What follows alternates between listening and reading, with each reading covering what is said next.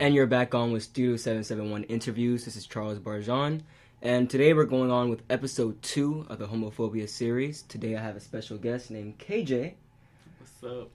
And let's get right into it. So before we get into this, I want to remind the listeners exactly why I'm doing this.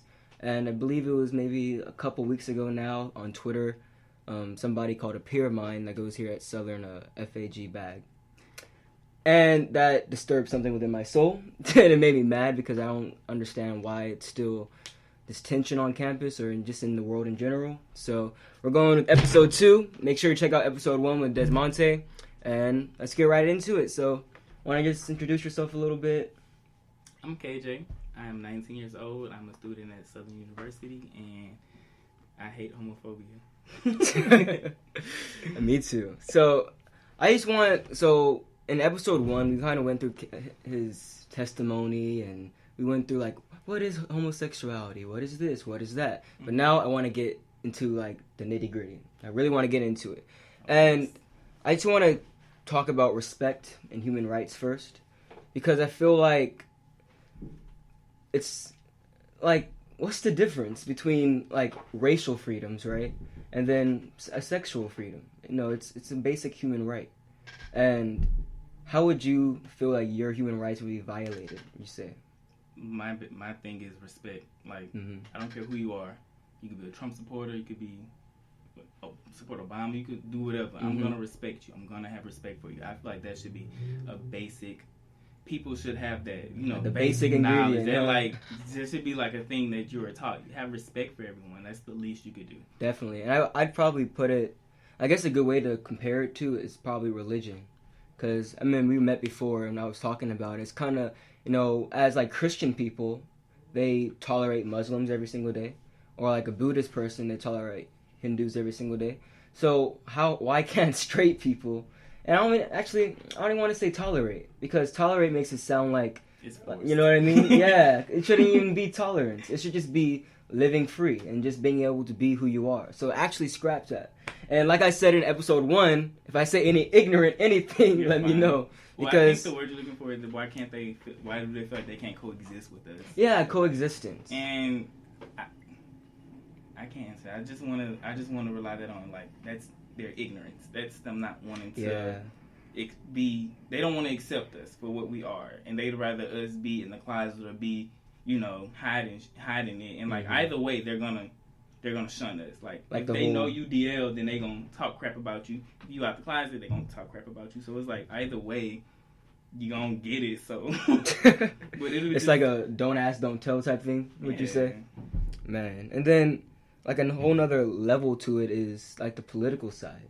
So I feel like, would you say that you being a gay male, would you say you're being politicized? Like in elections, like politicians probably really don't care, but they're just saying, hey, I'm going to be a champion for gay rights, and just to get votes. Definitely. If you're not like, oh, come on now, that's even for women. You know what I'm saying? That's true.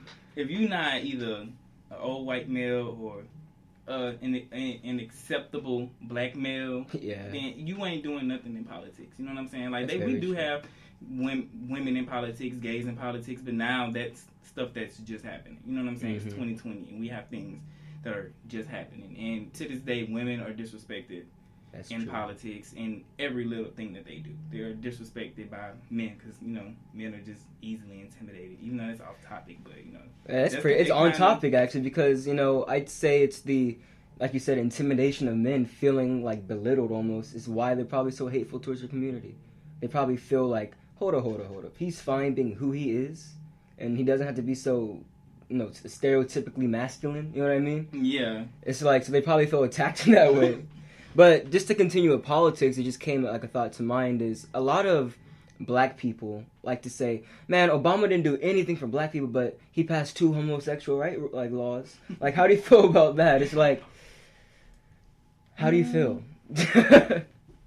It's all about perspectives. I feel like no president has like almost ever kept all of their like promises, and they've never really like did the do. You know what I'm saying? Yeah. What they were supposed to do. Like they fed us sweets for their elections, and like once they got in, they You know, gave me some Brussels sprouts, huh? Yeah, they did. They lived 8 years, and he's done a lot, though. You know, we appreciate. He has done a lot. We appreciate President Obama. We do.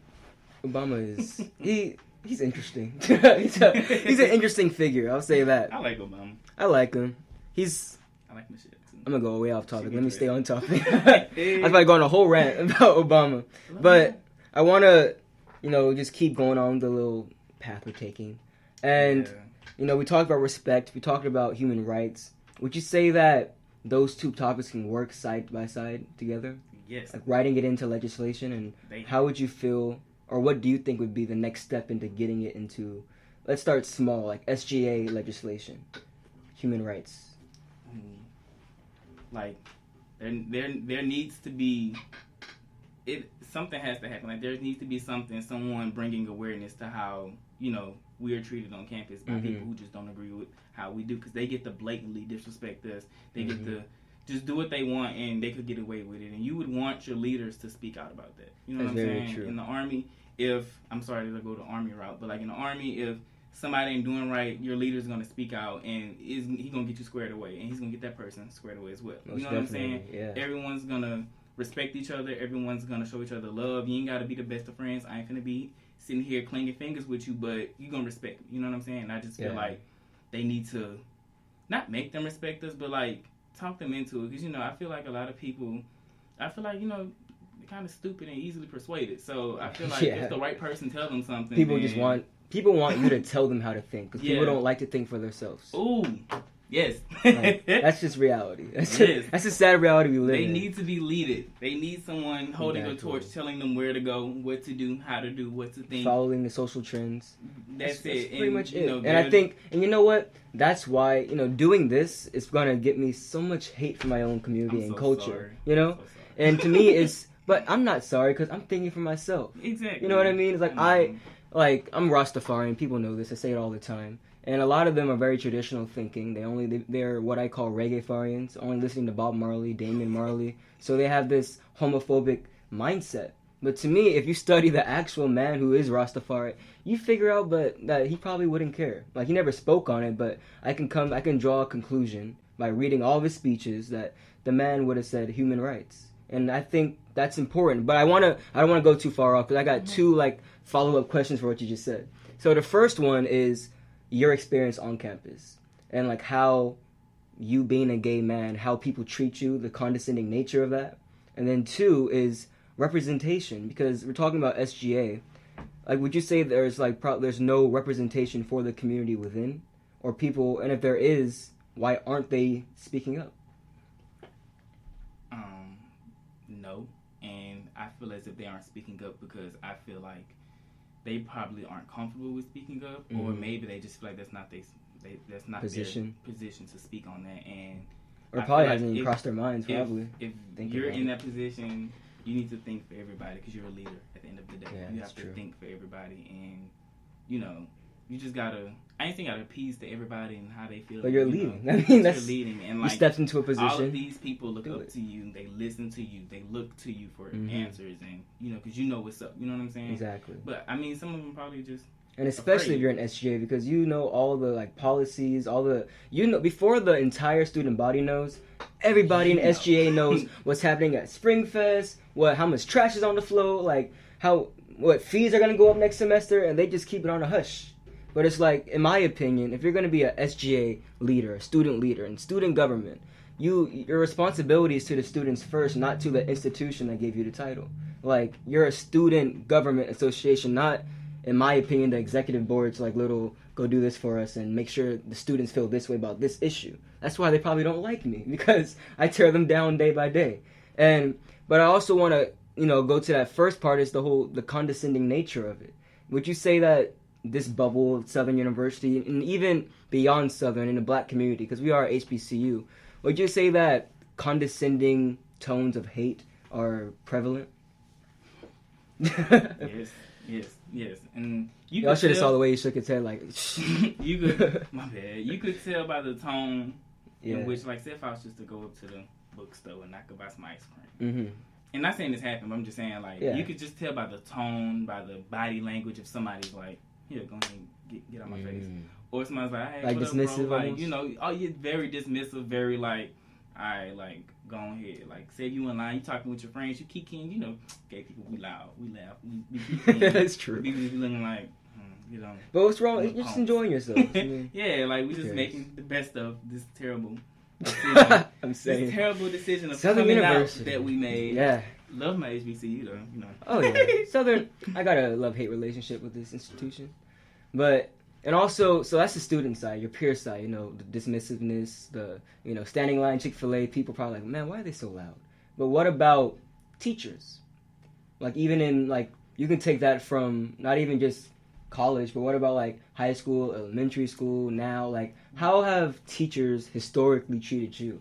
I ain't gonna lie. The only, like, not even my coaches, they knew, too. Like, all my teachers treated me, once they found out, yeah, they treated me, they held me to a different standard, really. Because, like, in school, I was always hard on myself, and I was always, like, you know, I wouldn't say I put my sexuality first, but I always put school first. And they knew I'm a very hardworking person, and my work ethic is crazy. But it's like, that's good. I don't know, my teachers, they really, like, show me buku love. Like, my teachers really freaking love me. Like, I mean, you not gay and enjoy school if your teachers ain't love you. If you wasn't an office aide, or if you wasn't, like, the favorite student in every, you know, I made all my teachers laugh. All my teachers love me for some reason. I don't know why, but they love me. They rock with me, and I like that. And they've always treated me with respect. You know what I'm saying? And they held me to the same standard as everybody else, because they knew. But they knew deep down I held myself to a higher standard, because you know, black people. Probably just through your, like, they probably saw it through how you carry yourself, through your work ethic, like you said. Because even, like, me knowing you, like, the 2 times we even come in contact, you walk in, like, you have this presence, you're very determined, like, yeah, we're gonna get this interview done. I'm gonna go. It means leadership. You know what I mean? So, like, I can see that. And also, it makes me think about, all right, so you got peers who are dismissive, which I can see just because of, it might be a maturity standpoint, because, you know, your peers, us, you know, we're younger. And a lot of these people, they still act like they're in high school. I mean, I live in Jones Hall. Those kids are kids, you know? It's my 2nd year in Jones Hall. I'm sick of it. And give me an apartment. But, and I can understand maybe the mental side of it. Maybe some people just aren't, what I say, developed perhaps, and they haven't come to the understanding that people can be who they want to be, maybe. And they're probably still slave to their parents' connotations and their churches' like connotations. But how would you say, moving away from teachers and friends, what about family? My family is very accepting of it, surprisingly. That's good. Not even surprisingly, but they were very, like, you know... Whatever. Like, as long as you do you. And, you know, I was young, you know, whenever, like, everything was out. Yeah. And like I said, I never really had a, oh, Mom, I'm gay moment. Yeah. It's like, I always knew it, and I felt like I didn't have to tell them, because I feel like they knew as well. Like, I was like, one day, oh, yes, officially, by the way. Actually, I officially told them, because I had, before I left for basic training, I had a friend over, and it was late, and you know what they thought, but you know, I ain't doing that. But that's how it got kind of like, of the conversation, like I kind of confirmed it for them. I felt like I confirmed it for them in middle school, but hey, you know.